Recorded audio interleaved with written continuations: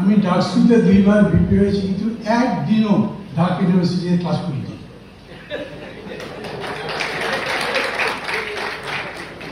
আমি প্রোডাক্ট হলাম চট্টগ্রাম বিশ্ববিদ্যালয়ের। আমার যে বেড়ে ওঠা গড়ে ওঠা রাজনৈতিকভাবে সাহিত্যগতভাবে যেরকম করে বলেন, এটা চট্টগ্রাম বিশ্ববিদ্যালয়। 68 সালে অনার্সে যখন ভর্তি হয়েছি তখন 81 জন ছাত্র ছিল, সব মিলে 4টা বিভাগে অনার্স ছিল। তখন যে অ্যাডমিনিস্ট্রেটিভ বিল্ডিং ছিল, মানে স্কুল বিল্ডিংটার উপরে, ওইখানে আমাদের অনার্স ক্লাস হতো, আর নিচে হতো পলিটিক্যাল সায়েন্স, সাবসিডিয়ারি ছিল আবার। সেই সময় অনেক ঘটনা ঘটেছে।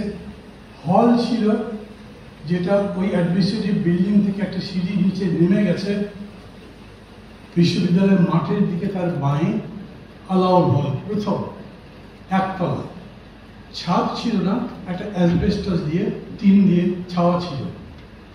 ওইখানে একদিন সন্ধ্যা হয়েছে, একটা লাইট জ্বলে, কিছু কিছু দেখা যায় ভেতরে বাথরুমের মধ্যে একটা ছেলে গিয়ে বেসিন খুলেছে, ফোর্স করে একটা শব্দ হয়েছে, বিরাট একটা গোটো কানা তুলেছে তার থেকে, চিৎকার করে বেরিয়ে চলে এসছে। মানে এটা সাপেরই বারভূমি ছিল এরকম বলা যায়। ওই সিঁড়ি দিয়ে যাচ্ছিলেন আরশাদ ভাই, আমাদের 2 বছরের সিনিয়র, ওনাকে সাপে কেটেছিল সন্ধ্যার সময়। আমরা সন্ধ্যার পরে ইউনিভার্সিটি থেকে একটা গাড়ি জোগাড় করে চট্টগ্রাম মেডিকেলে নিয়ে গেছি। রাত 4টার সময় উনি বিষ মুক্ত ফিরে এসেছিলেন। বোঝেন, মানুষটা মারা যেতে পারত।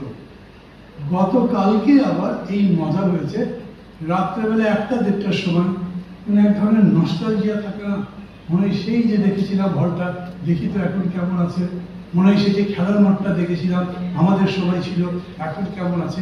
এইরকম 1টা-1:30টার সময় আমি আর হীরা ভাই বেরিয়েছি, দেখি রাস্তার পাশে দিয়ে শুকর দৌড়াদৌড়ি করছে। একটা অদ্ভুত দৃশ্য। আমি ভার্সাই প্যালেসে গেছি, খুবই চমৎকৃত হয়েছি, আমি বলি মুগ্ধ হয়েছি। আর কালকে রাত্রে ওই অন্ধকারের মধ্যে যতখানি আলো জ্বলে, তার মধ্যে গাড়িতে করে ঘুরতে গিয়ে যেইভাবে গাছ গাছালি দেখলাম, একটা নিবিড় বনের মতো সৌন্দর্য দেখলাম, আমি আরেকবার মুগ্ধ হয়ে গেলাম। আমার মনে হলো এই আমার বিশ্ববিদ্যালয়, যেখানে আমি বড় হয়েছি। আমি যখন ভর্তি হয়েছি তখন কেবল পাহাড় কাটা চলছে, চতুর্দিকে খালি ধুলা, অনেকগুলো গাড়ি আসছে, ইট আসছে, একটা জঞ্জাল স্তূপের মতো। সেই জায়গায় এরকম সুন্দর একটা বিল্ডিং এবং একটা নন্দন তাত্ত্বিক দৃশ্যের মতো তৈরি হয়েছে। সেকেন্ড ইয়ারে যখন পড়ি তখন বেশ বয়স্ক একজন মানুষ মাথায় ছাতা দিয়ে ঘুরতেন রোদের মধ্যে, এখানে ওখানে যেতেন, পাহাড়ে যেতেন, বেশি বেশি কি কি যেন কাজ করতেন। লোকটা কে এরকম ঘুরে বেড়ায়, তখন চিনিনি। পরে জানলাম তিনি আজিজ খান, বটনির প্রফেসর। উনি সব জায়গায় ঘুরে ছোট ছোট করে বীজ লাগান, চারা লাগান।